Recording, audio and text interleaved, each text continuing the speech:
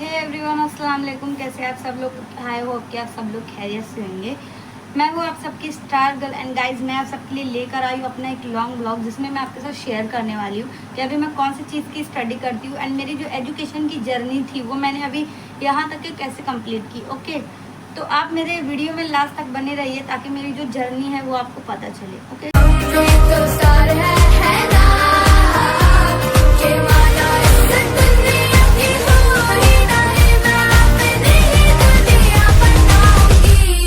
मेरा चार्ट था जो मैंने खुद से बनाया था, जिसमें मक्का और मदीना बना है। एंड ये जो आपको दिख रहा है ये बुक, इस पे जो है मैंने आयतल कुर्सी लिखी है, अपने खुद से लिखी है, आप देख सकते हो। एंड ज़रूर बताइएगा कि आपको जो है मेरी ये राइटिंग कैसी लगी। ओके, उसके बाद जो है मैंने अपना यहाँ पे बैग रखा हुआ है एंड यहाँ पे मैंने ये कैलेंडर लगाया, कैंची लगाई क्योंकि मुझे काम पड़ता है। एंड ये चार्ट था जो मैंने यहाँ पे मिनी ब्लॉग में ये देखा होगा।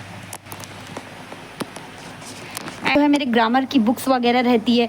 ये तो मेरा असाइनमेंट आपको मैंने शेयर किया है, कैसा असाइनमेंट, जैसे कि सॉल्व करने के लिए मुझे जैसे ग्रामर की बुक्स का काम पड़ता है। यहाँ पे वो सब बुक्स है, डायरी है यहाँ पे मैंने। और ये देखिए ये पेंसिल का है, मैं ड्राइंग वगैरह के लिए पेंसिल से आप ड्राइंग वगैरह बना सकते हो। ये कलर है एंड ये जो है ये ट्यूब कलर है, आपको पता होगा वो ट्यूब कलर जो आता है वो है।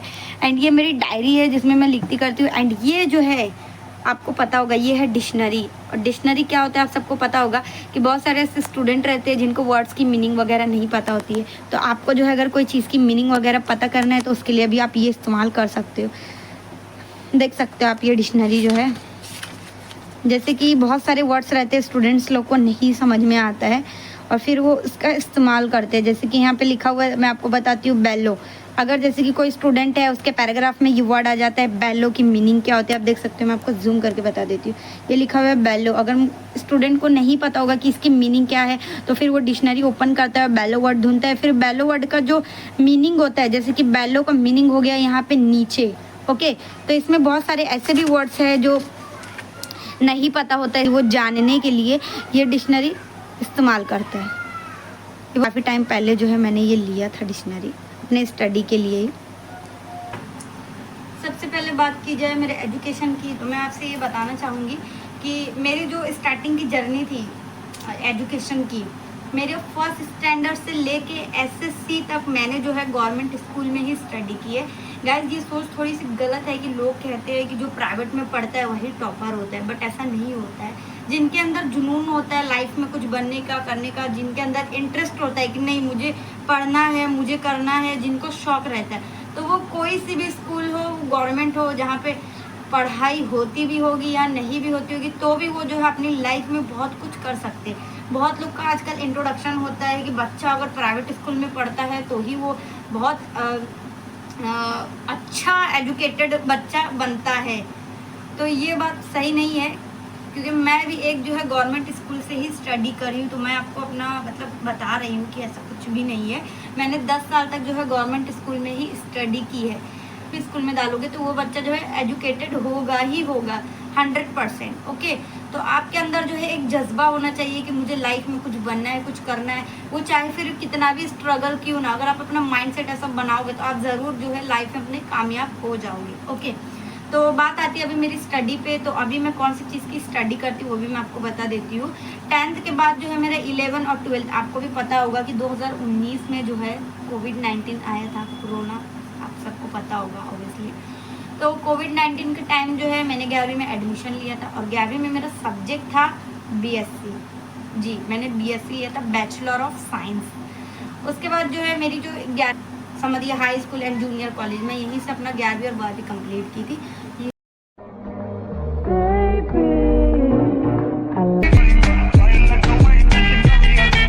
तो 11वीं क्लास में जो मेरी स्टडी मैंने की थी वो मेरी ऑनलाइन थी और 11वीं में मैंने सब्जेक्ट लिया था अपना BSc, yes, bachelor of science मैंने लिया था।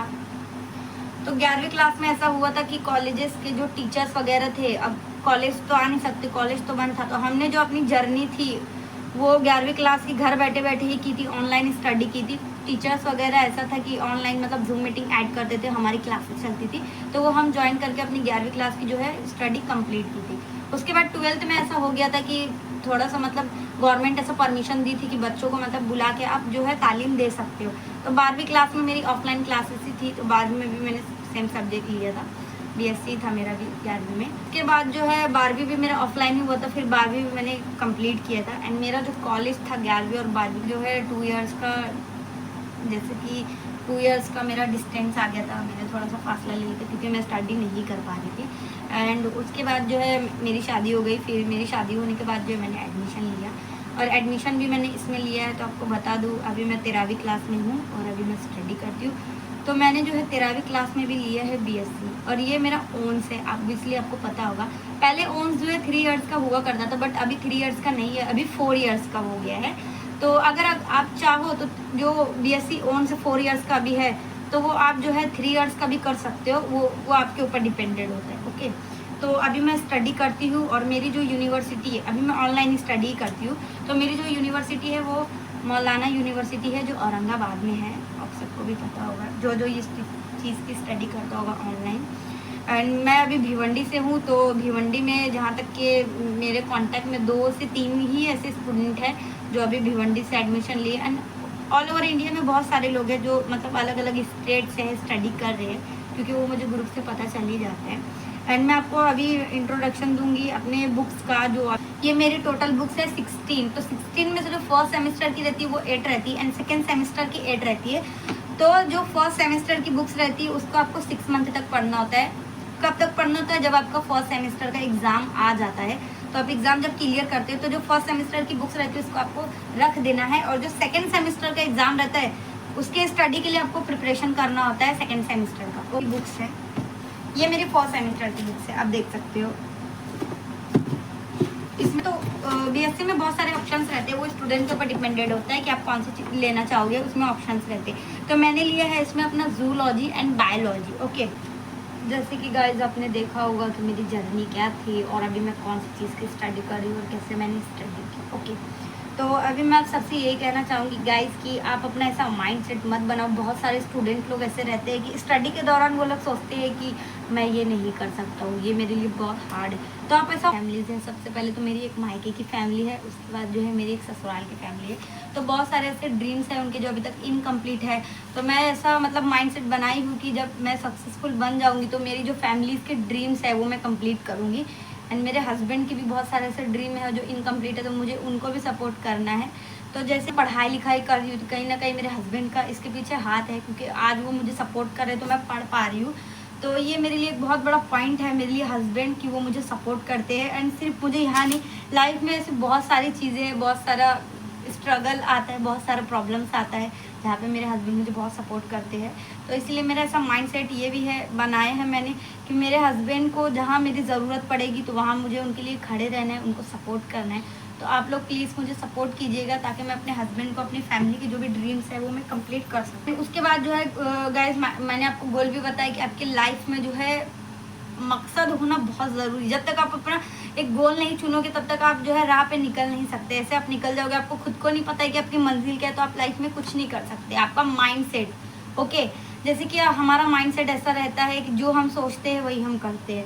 आप अपना ऐसा माइंडसेट मत बनाया करो कि मैं ये लाइफ में नहीं कर सकता या ये मेरे लिए हार्ड है, क्योंकि बहुत ऐसा होता है कि अगर आप अपना माइंडसेट बनाओगे, अगर आप बीमार नहीं रहोगे तो भी आप सोचोगे मैं बहुत बीमार हूँ। ऐसा माइंडसेट बनाओगे कि मैं बहुत बीमार हूँ, तो जो बंदा बीमार नहीं रहता है वो भी हो जाता है। क्यों? माइंडसेट की वजह से। ओके, बहुत सारी लाइफ में चीज़ें ऐसी होती है जो पॉसिबल होती है, बट हम ऐसा सोचते दिस इज़ इम्पॉसिबल, ये हम नहीं कर सकते, ये बहुत नहीं हो पाएगा, ये नहीं कर सकते।